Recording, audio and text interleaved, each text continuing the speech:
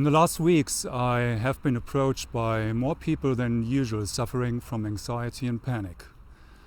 May it be concrete, diffuse or generalized anxiety, which is a bit like anxiety of anxiety, kind of spiraling up and fluiding itself. So I would like to introduce you to a couple of very simple techniques to hopefully enable you to support and help yourself. And I have already introduced you to two important techniques, rhythmic breathing and meditation, in the prior videos. So let us start with a very important and simple fact. Anxiety in itself is neither good nor bad, but rather what ensured our survival. So if you imagine you're standing at the corner of a street and a car is approaching you at high speed, you don't want to think, you just jump aside. Very good. Whereas if you're giving a presentation or standing in line at the supermarket and somebody is coughing, anxiety or panic might not be so good. You're probably better off to act rationally. In the case of the latter, see if you have enough distance and when coming home, thoroughly wash your hands and so forth. You get the idea. We all know the internal dialogue. I should have anxiety, why am I anxious, I'm a wimp anyway, etc. Not helpful at all. So drop that storyline. As I mentioned before, pain multiplied with resistance equals suffering. So with a bit of meditation practice, you will be able to distance yourself not only from your thoughts, but also from your feelings like anxiety. And it is a huge difference if you are anxious or alternatively, if you observe anxiety arising within you. So the first technique is to simply observe the feeling of anxiety on a bodily level, on a physical level, so to speak, within you. Where do you feel anxiety in your body? Is it in your stomach or is it in your upper torso? How does it feel? Does it get stronger or subside? Does it expand or contract, and so forth? In most cases, by simply observing it with an attitude of acceptance and equanimity, you will experience that it subsides within 60 to 120 seconds. The more you try to make it go away, the more energy you're directing towards it. Very simple. Energy flows where attention goes. You could also take the more funny turn. Thank God, obviously my reptilian and middle brain are still working flawlessly, and I still have the capacity to react lightning fast with heightened vitality. How invigorating. If you are already in a situation being anxious, one of the most effective and efficient techniques might be to withdraw energy, respectively attention, from your anxiety and actively distract you.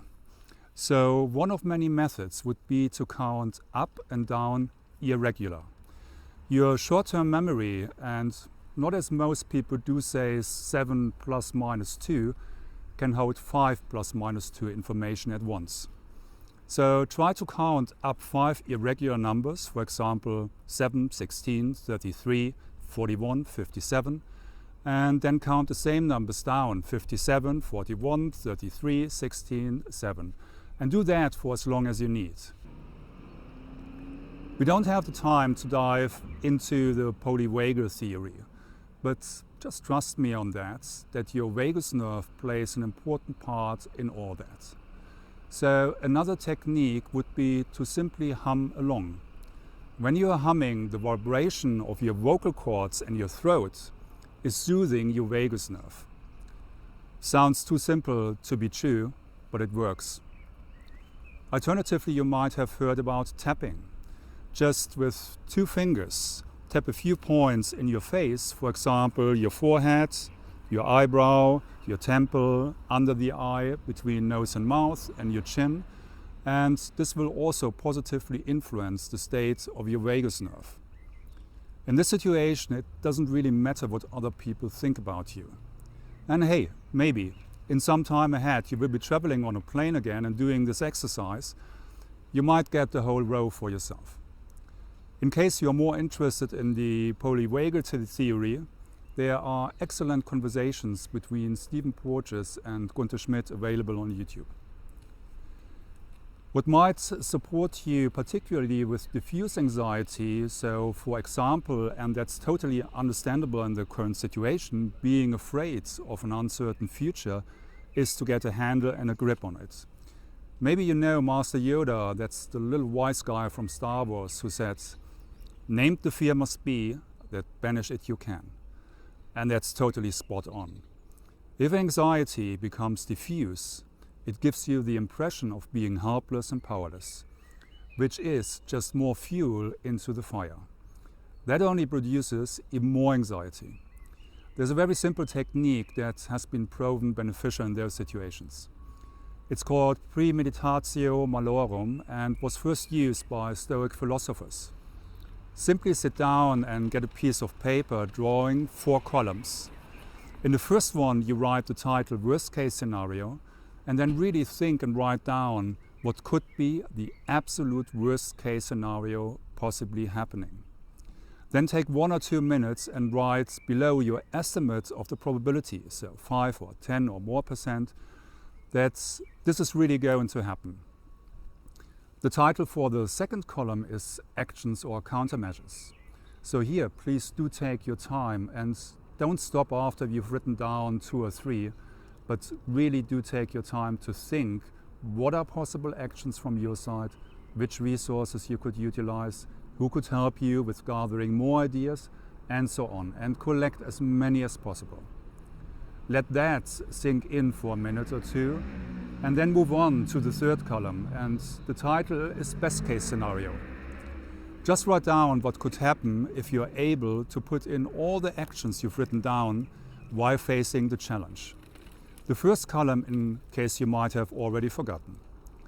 And very often there's the possibility of something good happening. Again, write down a percentage of probability this is going to happen. Okay, I do know it sounds too simple and too good to be true, but I observed in dozens of cases that people suffering from diffuse anxiety and people who were devastated, after half an hour had a smile on their face. The fourth column would be if there's any chance to go back to the situation prior to the worst case scenario. This might be the case in some situations. It can be helpful to do that exercise with another person who from time to time offers you a new impulse or nudges you in a different direction. And one very important last thing.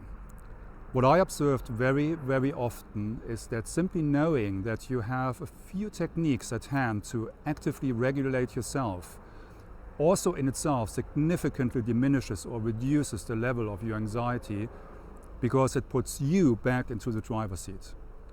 We will also take a deeper dive into those concepts in our webinars. Thank you for watching and hope it supports you.